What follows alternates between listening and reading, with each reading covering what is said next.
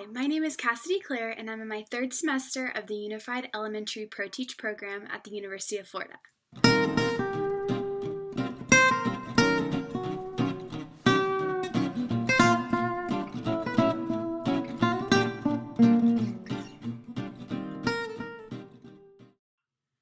Throughout my experience in different classrooms and the educational technology courses I've taken through Pro-Teach at the University of Florida, I have gained a deeper understanding of technology and its role in the classroom. The approach that I choose to take in the classroom is an approach of empowering learners.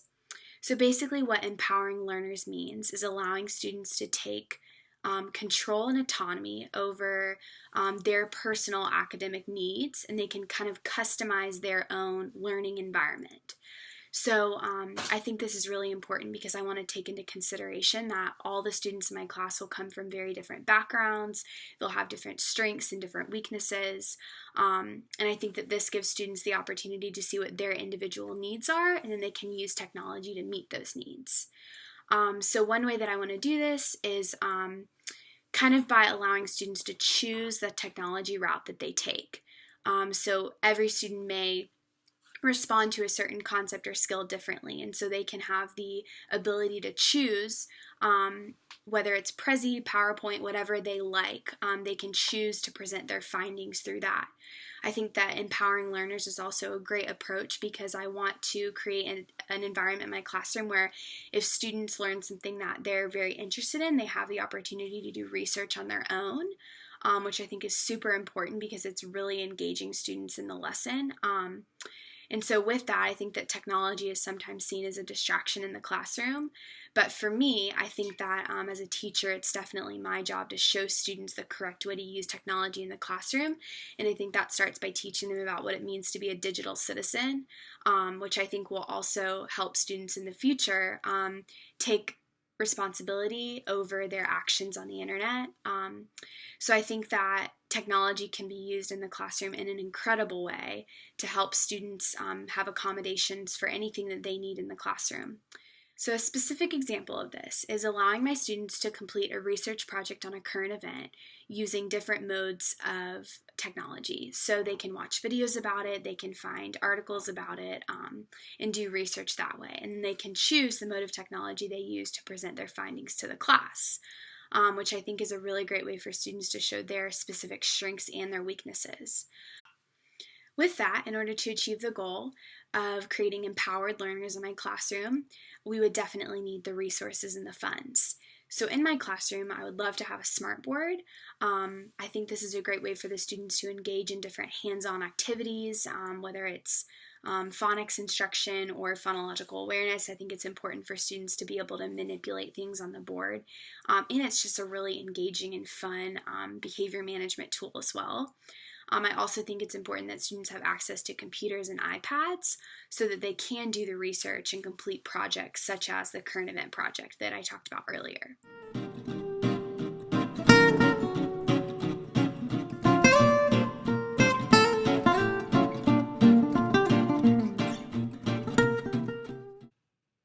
There are so many different tools on the internet that we can use to accommodate for students who are coming from diverse backgrounds or students who are struggling academically. I believe that we can create lessons that use tools like Google Read and Write or News ELA to allow students to listen to articles on audio or highlight certain text and find the vocabulary definition for them in their native home language. There's even tools that can use Google Translate to translate books or articles into students' native language. I think these accommodations will help the students not only receive the content that the rest of their peers are learning, but also receive it in a much better way because they're receiving it on a level that fits their academic needs. I would also love to incorporate some sort of virtual field trip in my classroom where students who maybe just moved here, just moved to America from a different country or something like that, or students who come from a different cultural background than the rest of the class, could maybe show around the students on sort of a virtual field trip and interact with a teacher and peers from a school that's abroad so that they can show our class what it's like to be a student in their home country. And I think this would integrate their cultural background into our classroom, and I think it would hopefully engage the students more with other students' cultural backgrounds if they are different from theirs.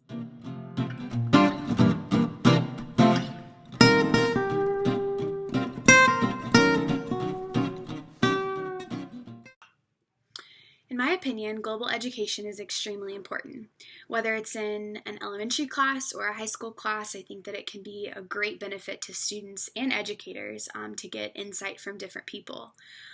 Technology is constantly changing and it's constantly developing, and we're being more and more connected every day with different regions around the world using technology. And so as we're developing students who are going to eventually go into the workplace, I think it's really important that we're showing them how to interact and be global citizens, because they will be interacting with people globally in their future careers. So one way that I've seen this integrated into a classroom really well is using tools like Google Hangouts and virtual field trips. I think these are really great because teachers can get contacts from different schools or different educators or different administrators around the world, and they can connect in the classroom with them. And I think it shows students a really amazing aspect of the classroom and different skills they're learning. I think it gives students the opportunity to examine different things through different people's viewpoints. I think it's extremely important because we could have a certain perspective in our class that we hear it from a class in Japan and they have a different perspective, and I think it'll really open students' eyes to what the rest of the world thinks about certain issues.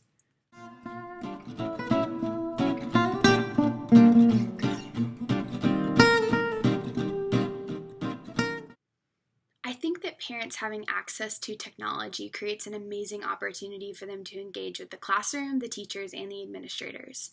One way that we can leverage this access that parents have to technology is by inviting parents to participate in some sort of online community like Edmodo, or even inviting them to participate in an online class website or a private Instagram.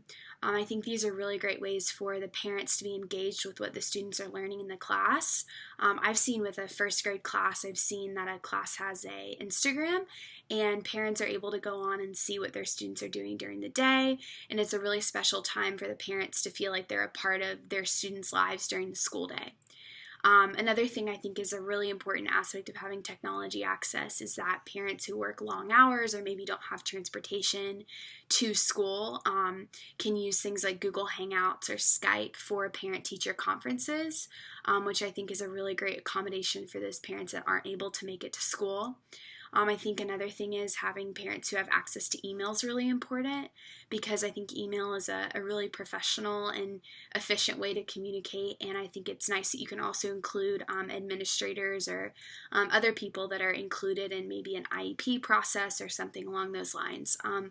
I think that it's super important for parents to have access to technology, and I think that it creates an easier relationship between parents and classroom.